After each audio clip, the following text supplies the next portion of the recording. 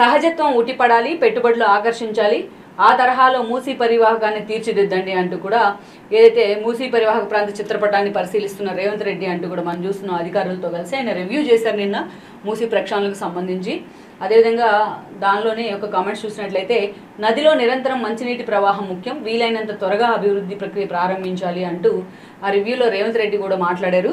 So Musi అనేది ఒక heart of the city అనుకోవాలి హైదరాబాద్కు.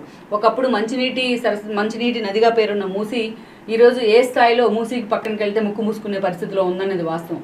ప్రభుత్వాలు అటు ఉమ్మడి ఆంధ్రప్రదేశ్లో కావచ్చు, తెలంగాణ రాష్ట్రం ఏర్పడి ఈ 10 ఏళ్లలో కావచ్చు, ఎన్ని ప్రభుత్వాలు మారినా, ఎంతమంది ముఖ్యమంత్రులు మారినా, వాళ్ళు ఫస్ట్ రేడ్ ఎలక్షన్స్ వచ్చినప్పుడు ఫస్ట్ వచ్చే డిమాండ్, ఫస్ట్ చెప్పే ఒక ప్రచారం ఏంటంటే మూసీ ప్రక్షాళనకు మేము నడుం కడతామని. కానీ అది కేవలం ప్రచారాలకు, ప్రకటనలు మాత్రమే, ఎన్నికల హామీ వరకు మాత్రమే మిగిలిపోయింది. గ్రౌండ్ రియాలిటీస్లో మాత్రం చేతులు ఎత్తేసిన పరిస్థితి అయితే ఉంది. ఇప్పటికే బడ్జెట్లో కొన్ని నిధులు కూడా కేటాయించినాయి కొన్ని ప్రభుత్వాలు మూసీ ప్రక్షాళన కోసం. ఆ బడ్జెట్ ఎటు వెళ్ళిందో తెలియదు, ఆ బడ్జెట్లో కేటాయించిన నిధులు ఎటు వెళ్ళాయో తెలియదు. కానీ మూసీలో ఏ మాత్రం కూడా పైసా అయితే అక్కడ ఉపయోగపడిన పరిస్థితి లేదు ఆ బడ్జెట్లు కూడా. ఇక రేవంత్ రెడ్డి సర్కార్ మాత్రం దీంట్లో ఒక ఇనిషియేషన్ అయితే తీసుకుంటుంది. మరి ఇంప్లిమెంటేషన్లో మిగతా ముఖ్యమంత్రులాగా ఆయన వ్యవహరిస్తారా, లేకుంటే కొంచెం డిఫరెంట్గా ఆలోచన చేస్తారనేది అయితే మనం చూడాలి.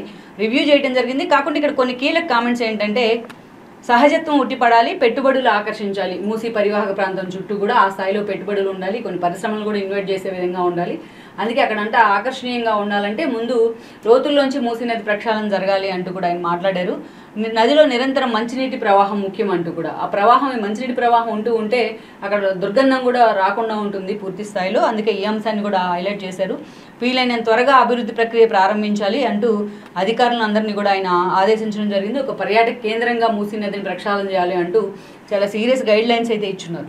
మరి ఈ విషయంలో ఎంతవరకు కూడా అధికారులు వర్కౌట్ చేస్తారు, రేవంత్ రెడ్డి ఇక ముందు కూడా ఇదే సీరియస్నెస్ ఆ విషయంలో కంటిన్యూ చేస్తారా అనేది కూడా మనం చూడాలి.